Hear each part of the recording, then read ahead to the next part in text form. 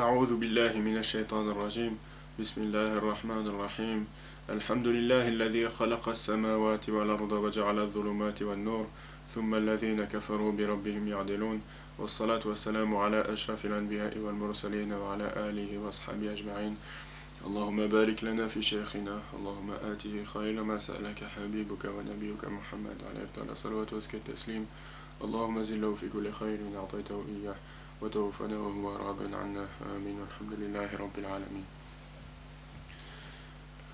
Donc on est toujours dans le traité du sujet de la Mulaqa'a et dans cette vidéo qui se voudra brève, Inch'Allah, on traitera de ce qui se voudra être une introduction à un sujet vaste qui s'intitule donc la symbolique des couleurs dans le Coran.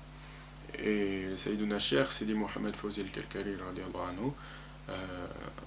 commence cette partie par ramener un verset de Surat al-Baqarah dans lequel Allah subhanahu wa ta'ala dit: Et rappelez-vous quand Moussa demanda de l'eau pour désaltérer son peuple, c'est alors que nous dîmes: frappe le rocher avec ton bâton.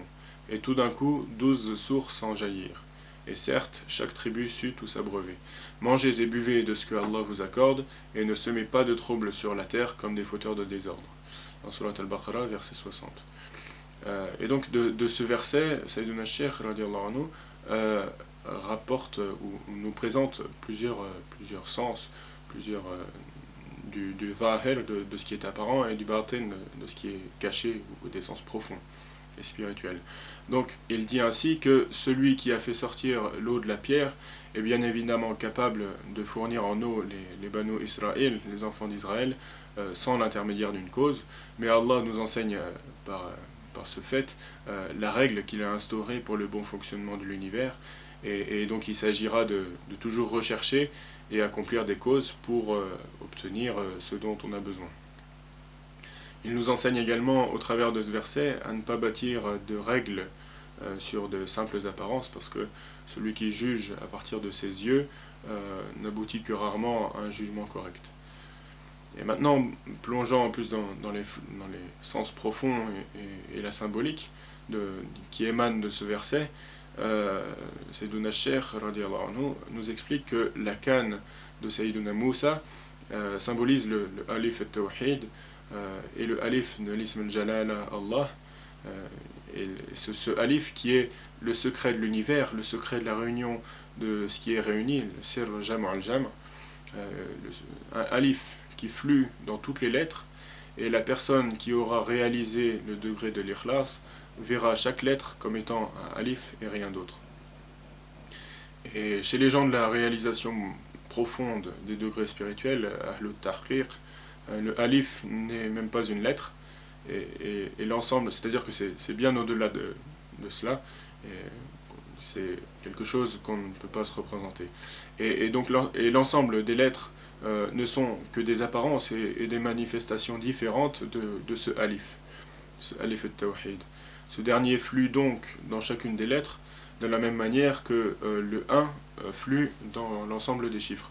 C'est-à-dire que quand on prend le 2 par exemple, le chiffre 2 c'est bien 1 plus 1, et le 3 c'est 1 plus 1 plus 1, etc. Et donc on voit bien que le 1, quoi qu'il arrive dans tous les cas, se retrouve systématiquement dans chacun des chiffres. Et c'est donc l'exemple que prend Sayyiduna Cheikh pour expliquer, pour nous faire comprendre que de la même manière, le alif se retrouve dans chacune des lettres, chacune des 28 lettres constituant l'alphabet arabe. Moussa alayhi salam a donc frappé le cœur à l'aide du alif al-tawhid sur la pierre, et dans la symbolique, la pierre renvoie au ha, la lettre ha de l'ism Allah. Et alors on jaillit de cette pierre les 12 lettres de la parole du tawhid, la ilaha illallah. C'est-à-dire on jaillit du ha, les 12 lettres de la ilaha illallah. Chaque lettre représentant une source d'entre les sources divines, les sources des flux spirituels profonds. Chacune des personnes présentes alors sut d'où il devrait boire, et certains burent ainsi à la source de l'essence, Ayn al-Dhat, d'autres burent à la source des attributs, Ayn al-Sifat, Certains se désaltérèrent dans le wasl, d'autres dans le fasl, certains burent du tawkid, certains burent du tarfif, certains du fana, et d'autres encore du baqa. Tout ceci en fonction de ce qui fut prescrit sur la table gardée, l'Awh al-Mahfouz, donc avant la création. 12 sources de 12 couleurs différentes, et c'est là le secret de la variété des apparences de l'univers au travers de la lettre A de l'isme Allah. نسأل الله أن يعلمنا ما ينفعنا وأن ينفعنا بما علمنا سبحان ربك رب العزة عما يصفون وسلام على المرسلين والحمد لله رب العالمين